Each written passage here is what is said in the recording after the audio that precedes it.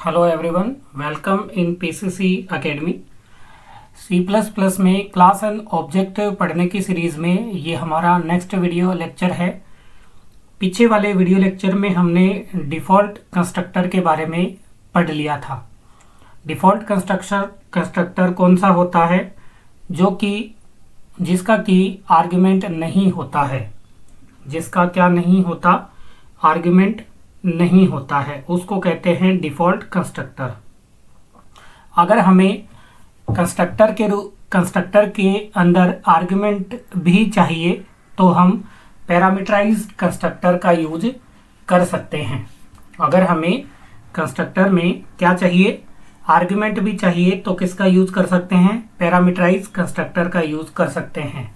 यह भी एक कंस्ट्रक्टर का टाइप होता है जिसके कुछ आर्ग्यूमेंट्स होते हैं तथा इसका नाम भी क्लास के नाम के समान ही होगा। सामान्यतया ये आर्ग्यूमेंट जब ऑब्जेक्ट क्रिएट होता है तो उस ऑब्जेक्ट को इनिशियलाइज करने में मदद करते हैं। इस कंस्ट्रक्टर का यूज करके हम विभिन्न ऑब्जेक्ट के डेटा मेंबर को अलग अलग वैल्यूज दे सकते हैं। तो इसका अपन कैसे क्रिएट करेंगे? तो जैसे हमने एक क्लास बनाई, हमने एक बनाई क्या, क्लास बनाई हमने टेस्ट नाम से हमने क्या बनाई, क्लास बनाई, और उस क्लास को मैंने कर दिया स्टार्ट, और इसमें मैंने दो डेटा मेंबर क्रिएट किए। तो डेटा मेंबर मैंने क्रिएट कर दिए इंट a, b।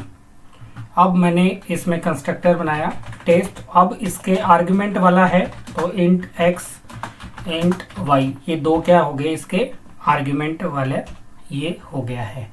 इसका यूज किस लिए करेंगे? a और b की वैल्यू को इनिशियलाइज करने के लिए। तो अपन कर देंगे a इक्वल टू x और y equal to a equal to x, b equal to y। इस प्रकार से इस कंस्ट्रक्टर को अपन तैयार करेंगे। ये कौन सा कंस्ट्रक्टर है? ये आर्ग्यूमेंट वाला कंस्ट्रक्टर है। देखिए आर्ग्यूमेंट है इसमें, ये आर्ग्यूमेंट कंस्ट्रक्टर है, इसलिए इसको बोलते हैं पैरामीटराइज्ड कंस्ट्रक्टर। तो आई होप आपके ये सिंटैक्स समझ में आया होगा। अब इसका हम एक छोटा सा सिंपल सा प्रोग्राम देख लेते हैं कि किस प्रकार से ये वर्क करता है। तो चलते हैं अपने कोड एडिटर के अंदर। यहाँ पर सबसे पहले अपन लिखते हैं हेडर फाइल्स को।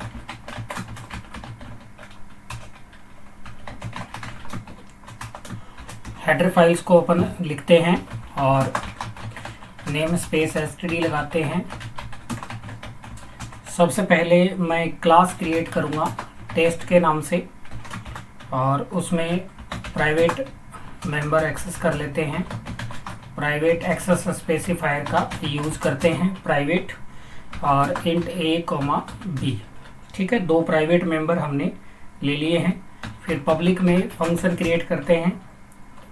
फंक्शन क्यों? अपन पैरामीटराइज कंस्ट्रक्टर क्रिएट करते हैं। तो चूंकि अपन जानते हैं कि कंस्ट्रक्टर का नाम भी क्लास के नाम के जैसा ही होता है, तो हम लिखेंगे टेस्ट। चूंकि ये पैरामीटराइज कंस्ट्रक्टर है इसलिए ये आर्ग्यूमेंट भी लेगा। मैंने कर दिया इंट a और इंट x और इंट y। किसके लिए?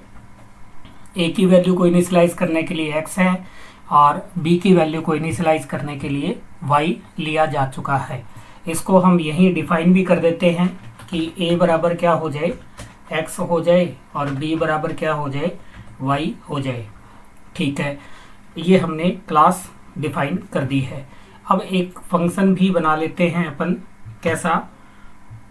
इनकी वैल्यू को डिस्प्ले करवाने के लिए, तो इनकी वैल्यू को अपन करवा लेते हैं डिस्प्ले। तो मैं एक फंक्शन क्रिएट करता हूँ void this और void नाम से, और इसमें चूंकि ये केवल वैल्यू प्रिंट करवाएगा तो अंदर ही इसको क्या कर देते हैं अपन, डिफाइन भी कर देते हैं। और एक को अपन कॉल कर देंगे, अगली लाइन में आए तो एंडल लगा देंगे। फिर सी आउट में करेंगे वैल्यू ऑफ b, और किसकी वैल्यू प्रिंट कराएंगे, b की वैल्यू को हम इसमें प्रिंट करवा देंगे। तो शुरू से एक बार फिर से देखिए यहाँ तक क्या हुआ। यहाँ तक ये हुआ डियर स्टूडेंट्स, कि हमने एक क्लास बनाई है। किस नाम से बनाई है? हमने क्लास बनाई है टेस्ट के नाम से। ठीक है, इसमें प्राइवेट मेंबर कितने हैं? 2 है, एक ए है और एक बी है।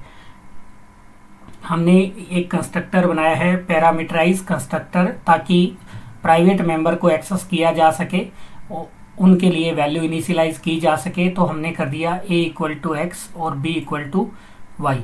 फिर हमने एक डिस्प नाम से नॉर्मल फंक्शन क्रिएट किया है। इसका काम है a की और b की वैल्यू को क्या करना?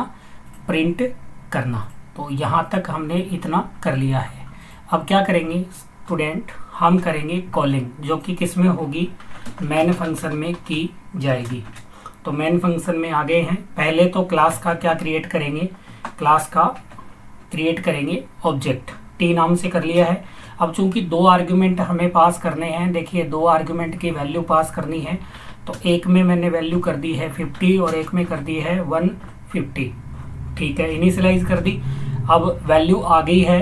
यहाँ से कॉलिंग जब हुआ, फंक्शन जब कॉल हुआ, तो यहाँ से वैल्यू आ गई है एक्स में कितनी? एक्स में आ गई है 50 और वाई में कितनी आ गई है? 150। और ये किसको असाइन हो गई है? ए और बी को असाइन हो गई है। तो ए की वैल्यू प्रिंट हो जाएगी कितनी? 50 और बी की वैल्यू प्रिंट हो जाएगी कितनी? लेकिन प्रिंट कब होगी? जब हम डिस्प फंक्शन को कॉल करेंगे। तो डिस्प फंक्शन को कॉल कैसे करेंगे? ऑब्जेक्ट का यूज करेंगे। तो टी डॉट डिस्प क्या लिख देंगे? टी डॉट डिस्प लिख देंगे और रिटर्न स्टेटमेंट का यूज कर देंगे।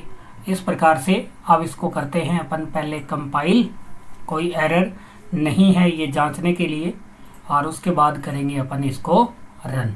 तो देख पा रहे हैं आप ए की वैल्यू कितनी आई है? ए की वैल्यू 50 आई है और बी की वैल्यू कितनी आई है? 150 आई है। तो इस प्रकार से आप पैरामीटराइज कंस्ट्रक्टर का यूज कर सकते हैं। तो ये सिंपल सा था पैरामीटराइज कंस्ट्रक्टर। आई होप आपके समझ में आ गया होगा। अगर आपके समझ में आया है तो वीडियो को लाइक करें और कमेंट करके ज़रूर बताएं, ताकि मैं अगले टॉपिक आपको और अच्छे से समझा पाऊँ। अगर कोई भी किसी भी प्रकार की आपके दिक्कत है तो कमेंट बॉक्स में वो भी आप बताया करें, और वीडियो अच्छा लगे तो वीडियो को लाइक ज़रूर करें। मिलते हैं अगले वीडियो में कंस्ट्रक्टर के एक और टाइप के साथ में। तब तक के लिए जय हिंद, जय भारत, थैंक यू।